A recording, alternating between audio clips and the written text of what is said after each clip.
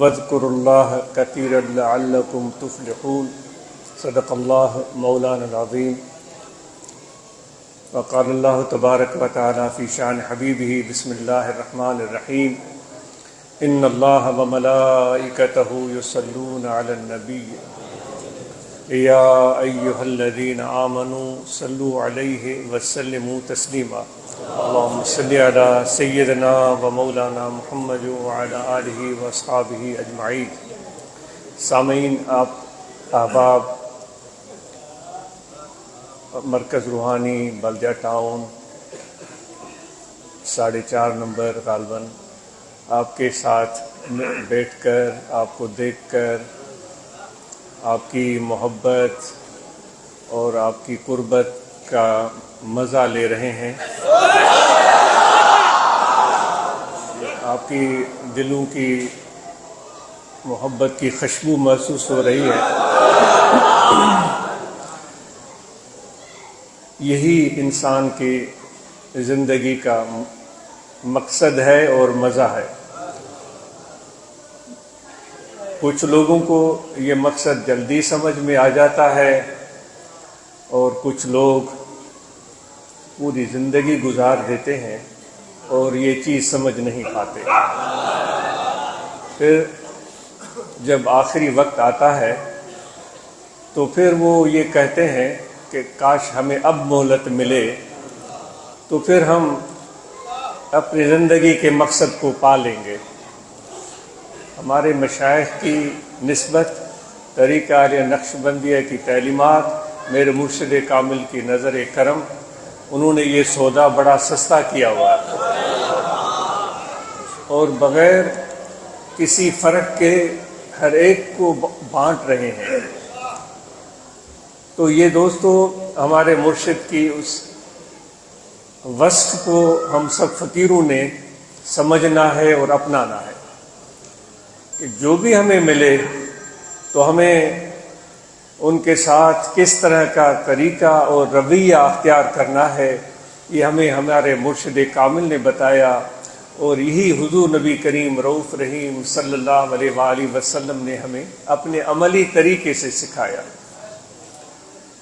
کوئی بھی اگر تشریف لے آتا آپ کی بارگاہ اقدس میں حضور نبی کریم رؤوف رحیم صلی اللہ علیہ وآلہ وسلم کی بارگاہ اقدس میں، تو یہی آپ کی کا انداز تھا کہ نام نہیں پوچھتے تھے اور کوئی سوال نہیں کرتے تھے، سب سے پہلے گھر سے معلوم کرواتے تھے کہ کچھ ہے ہم اس کو کھلائیں۔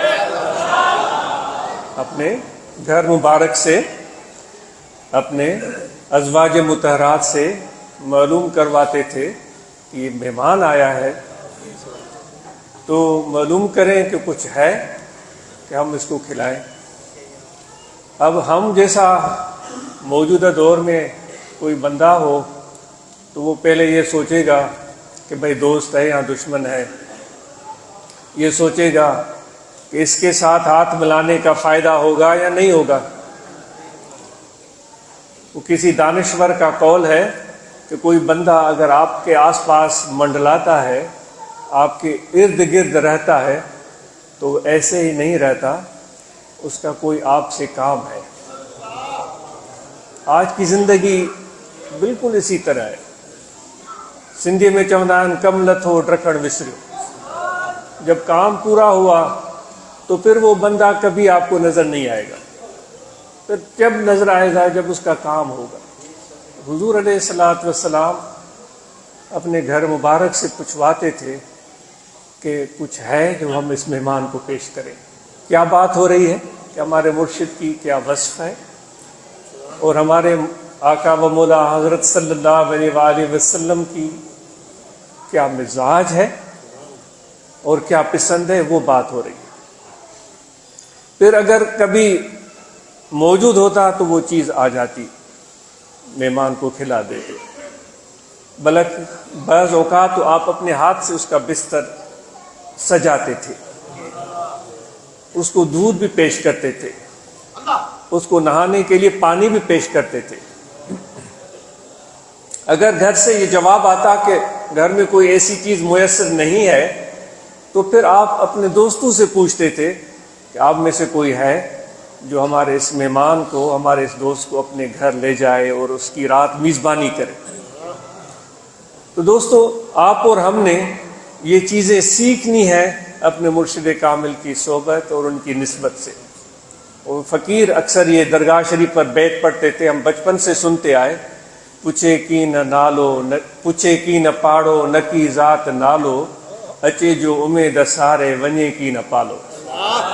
میرے مرشد ایسے ہیں، وہ فقیر اپنے شعر میں کہتے تھے کہ نہ ذات پوچھتے ہیں نہ نام پوچھتے ہیں، اور جو امید لے کر آتا ہے تو وہ کبھی بھی نا امید نہیں جاتا، وہ جھولیاں بھر کے جاتا ہے۔